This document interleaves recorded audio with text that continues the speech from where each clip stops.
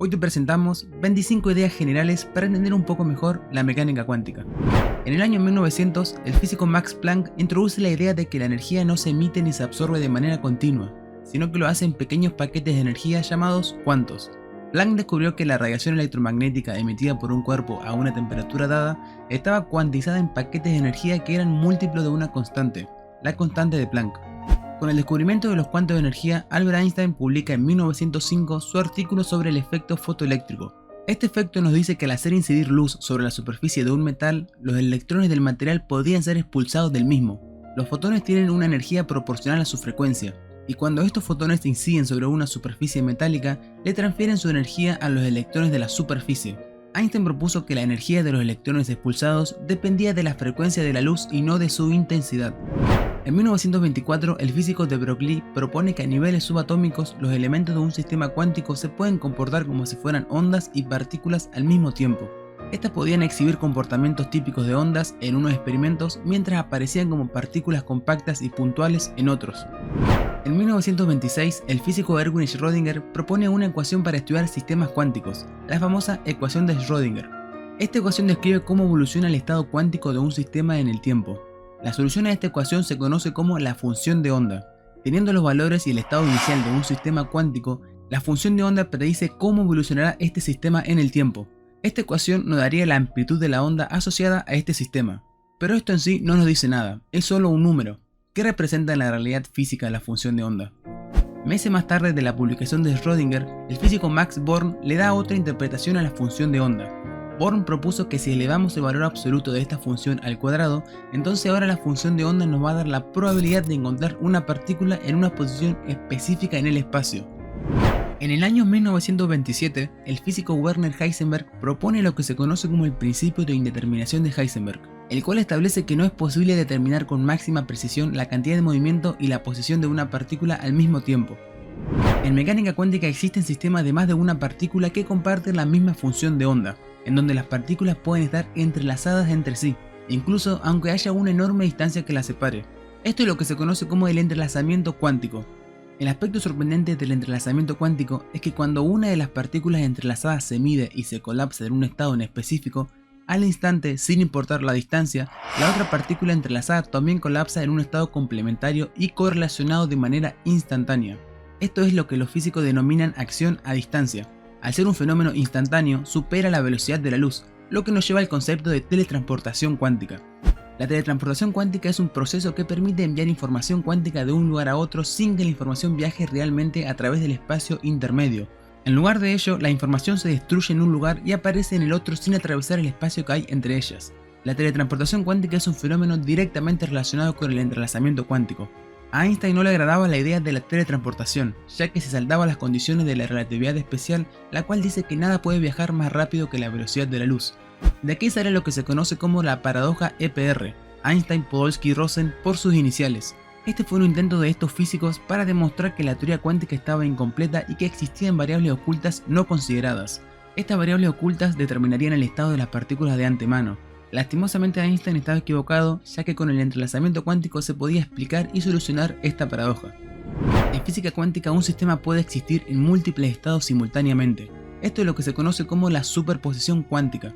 Esto significa que en un sistema cuántico pueden coexistir múltiples estados diferentes con diferentes probabilidades asociadas, hasta el momento que se realiza una medición y se hace colapsar la función de onda asociada a ese sistema. De aquí sale la famosa paradoja del gato de Schrödinger, el cual es un experimento mental que ilustra la superposición cuántica, en donde un gato hipotético puede estar simultáneamente vivo y muerto hasta que se realiza una observación del sistema. Esta paradoja destaca la naturaleza extraña de la mecánica cuántica. Existe un fenómeno que se basa en el principio de incertidumbre de Heisenberg, el cual dice que hay momentos en donde las partículas pueden atravesar barreras de potencial que según la física clásica no deberían de poder superar. Dado que las partículas pueden comportarse también como ondas, existe una mínima probabilidad de que ésta pueda atravesar una barrera de potencial aunque su energía sea menor que la energía necesaria para poder superarla. Cuando un sistema cuántico pierde su superposición cuántica y pasa a un estado determinado, el mismo comienza a regirse por las leyes de la física clásica. Esto es lo que se conoce como decoherencia cuántica. Esta decoherencia es causada por la interacción del sistema cuántico con su entorno. Por ejemplo, cuando hacemos una medida y hacemos colapsar la función de onda asociada a ese sistema. El colapso de la función de onda es un fenómeno intrínseco de la mecánica cuántica que ¿qué ocurre cuando se realiza una medición de una propiedad cuántica? Recordemos que en la física cuántica un estado puede estar en superposición de muchos estados al mismo tiempo. El colapso causa que la función de onda asociada a este sistema colapse en un solo estado, que es el resultado de la medición. Esto es lo que se conoce como el problema de la medida. El colapso de la función de onda es un proceso no determinista, lo que significa que no es posible predecir con certeza cuál será el resultado de una medición. Esto se debe a que la función de onda representa la probabilidad de que el sistema se encuentre en un estado determinado o en otro. Todo esto es lo que nos dice la interpretación de Copenhague, la cual es la interpretación más aceptada de la realidad cuántica por los físicos. Pero existe otra interpretación del colapso de la función de onda, la cual abre la posibilidad a un multiverso.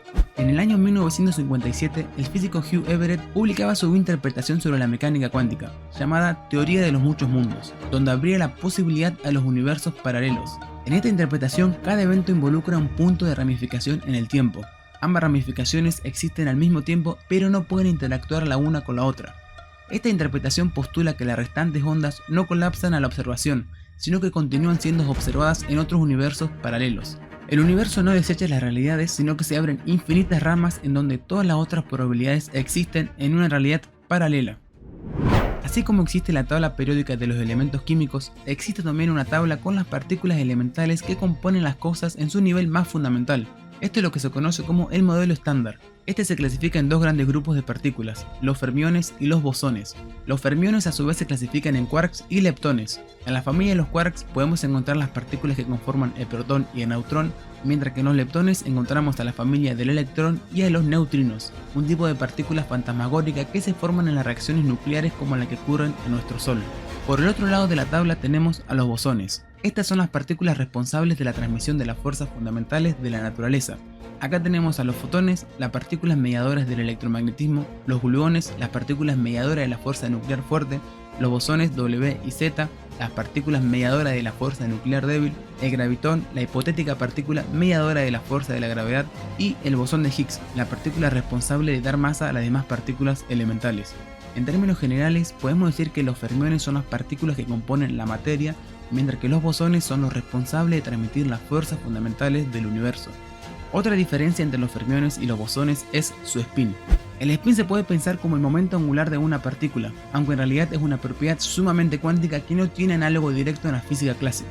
Los fermiones tienen spin semi-entero y los bosones tienen spin entero. Una característica clave acá es que dos fermiones idénticos no pueden ocupar el mismo estado cuántico simultáneamente, mientras que dos bosones sí pueden hacerlo. Esto es por el principio de exclusión de Pauli. El principio de exclusión de Pauli establece que en un sistema cuántico, dos fermiones idénticos no pueden ocupar el mismo estado cuántico simultáneamente, es decir, no pueden ocupar los mismos números cuánticos. Los bosones no estarían sujetos a este principio. Esto significa que cualquier número de bosones idénticos puede ocupar el mismo estado cuántico, lo que permite fenómenos como la interferencia de fotones en un láser y estados de agregación como el condensado de Bose-Einstein. El condensado de Bose-Einstein, conocido también como el quinto estado de la materia, se forma cuando un gas de bosones se enfría a temperaturas extremadamente bajas, cercano al cero absoluto. Este estado de agregación de la materia es cuántico. Algunas características principales del condensado de Bose-Einstein incluyen la superfluidez y la superconductividad. Este estado tiene aplicaciones en la computación cuántica. Y ya que estamos hablando de computación cuántica, expliquemos lo que es un qubit. Los qubits son la unidad básica de información en la computación cuántica. A diferencia de los bits clásicos, que solamente pueden tener valor entre 0 y 1, los qubits pueden estar en una superposición de ambos estados simultáneamente hasta que se realiza una medición. Esta propiedad hace que las computadoras cuánticas sean mucho más rápidas que los ordenadores convencionales, pero solo para ciertos cálculos. Aún queda mucho por investigar en esta rama de la física. Un dato curioso es que no existe el vacío en el universo. El vacío está lleno de fluctuaciones cuánticas, en donde se generan partículas y antipartículas que aparecen y se aniquilan en tiempos extremadamente cortos. Estas partículas virtuales son una consecuencia del principio de incertidumbre de Heisenberg. Estas fluctuaciones de energía del vacío se pueden medir en laboratorio, por ejemplo en el efecto Casimir. El efecto Casimir es un fenómeno predicho por la teoría cuántica de campos que aparece cuando se coloca dos placas metálicas muy cerca la una de la otra. Dentro de estas placas, las fluctuaciones del vacío cuántico generan una presión neta que empuja las placas hacia adentro, creando así una fuerza atractiva entre ellas. La fuerza de Casimir se ha medido en piconewtons, lo que equivale a una billonésima parte de un newton. Dijimos que el efecto Casimir es un fenómeno predicho por la teoría cuántica de campos, pero ¿qué dice esta teoría? La teoría cuántica de campos es un marco teórico que combina el principio de la mecánica cuántica con la teoría de campos de la física clásica.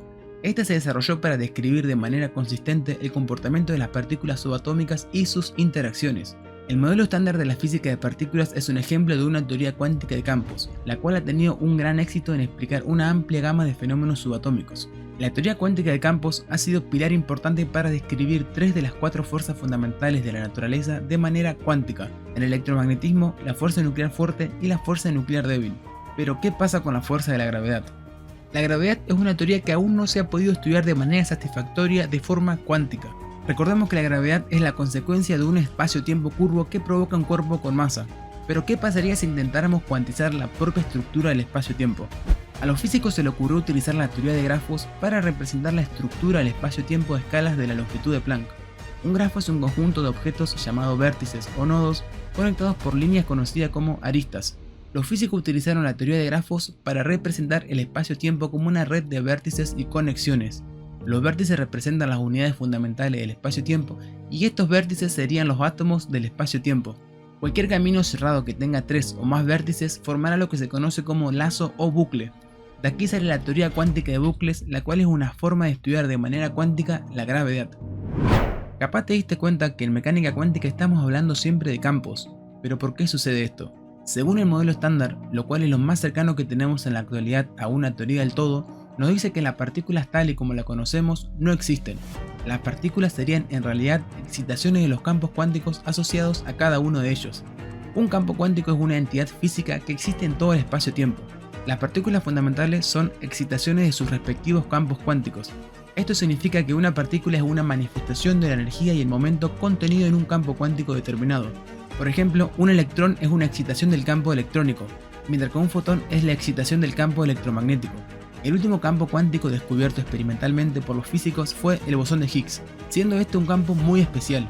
El campo de Higgs es el mecanismo que origina la masa de las partículas fundamentales del universo.